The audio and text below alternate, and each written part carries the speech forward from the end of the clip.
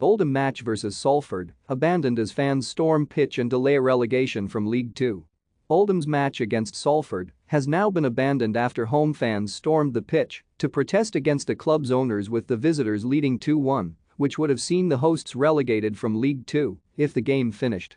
Oldham were facing a must-win match against Salford on Saturday to avoid relegation to the National League.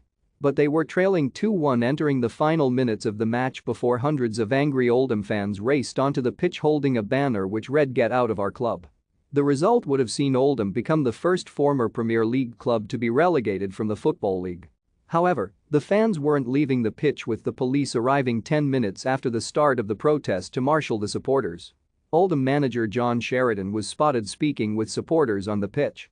After a 20-minute stoppage, the game was abandoned, meaning their relegation wasn't made official.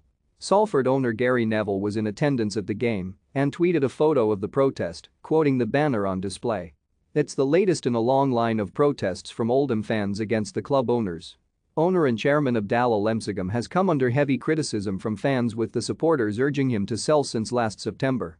Back in September, during a game against Hartlepool, fans were seen carrying a coffin marked with "RIPO AFC", with some supporters wearing clown and Grim Reaper costumes.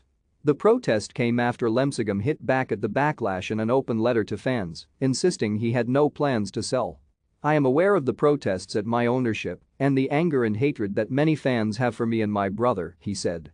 "I receive emails and texts, and so do those close to me, on a daily basis, calling me all sorts of names and asking me to go home. Many of them are outright racist. Since I took over in 2018, I accept that mistakes have been made, but each mistake has been made honestly and with an intention to help the club. I have never done anything intentionally to hurt the club, I never would. What I find hard to understand is the strength of reaction against me compared to when the previous ownership stripped a key asset from the club and neither you as a supporters trust nor any of the fans did anything at all."